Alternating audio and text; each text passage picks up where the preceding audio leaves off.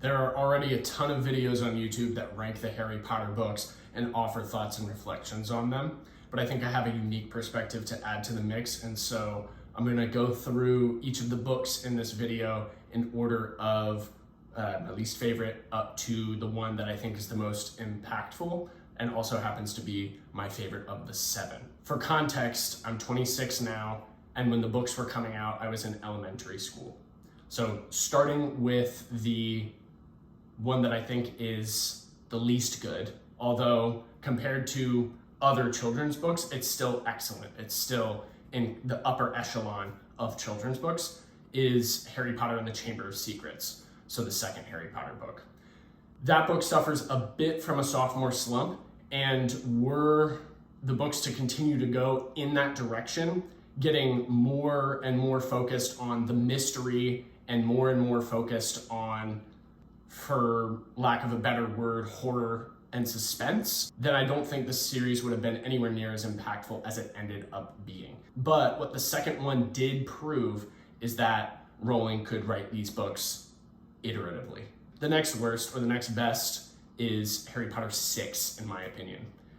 That book did what it needed to. It bridged the gap between the face-off with Voldemort in the 5th one and what needed to happen in the 7th one. It teed up the quest, if you will, that was going to be happening in the 7th book.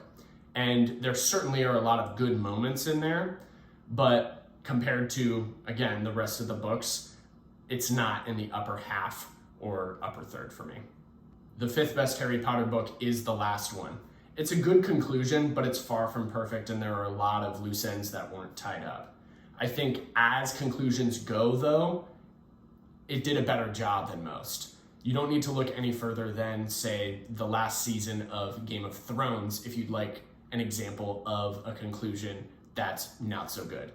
But compared to The Return of the King, especially the film version of The Return of the King, I don't think the 7th one, the 7th Harry Potter book specifically, is among the top couple or few conclusions for a series like this. Of the 7, the one that to me is most middle of the road is the 5th Harry Potter book.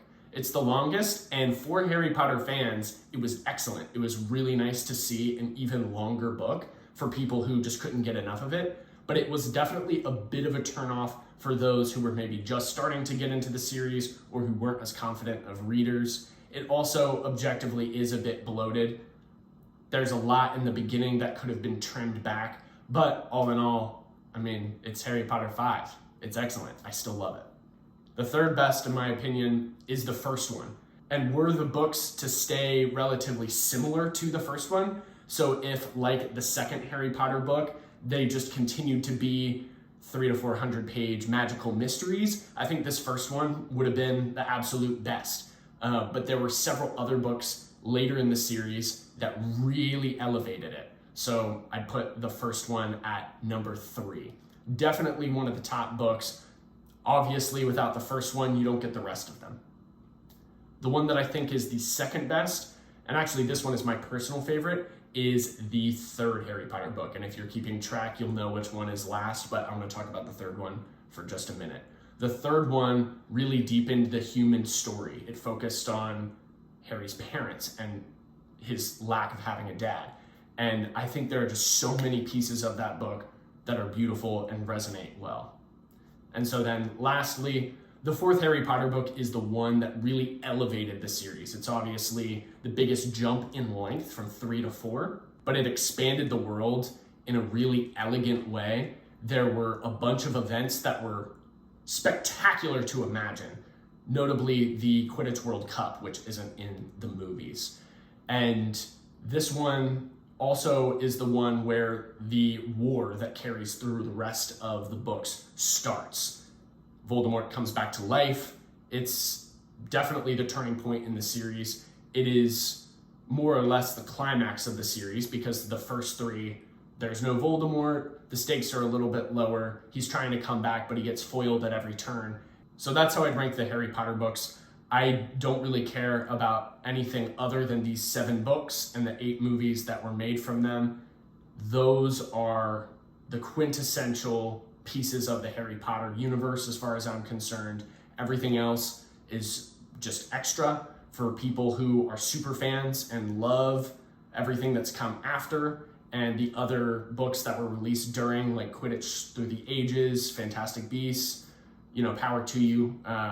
But the books that I am drawn back to are just the main 7, and I still find the movies to be very rewatchable as well. So let me know what you think of these books and how you would rank them. Again, I think it is a bit silly to put them in a numerical order, and yet it wasn't that hard for me to sit down and jot down the order for myself.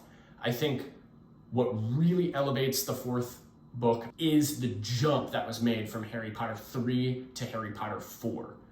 You don't get that in most series. In Lord of the Rings, for example, we're just elevating what's happening in the earlier parts of the story. In the Chronicles of Narnia, there's no noticeable length jump. He couldn't keep a narrative that's really solid rolling through each of the 7. And so the Harry Potter books do what no other children's series has done. If you got something out of this, be sure to leave a like. And if you're interested in content like this, go ahead and subscribe to the channel.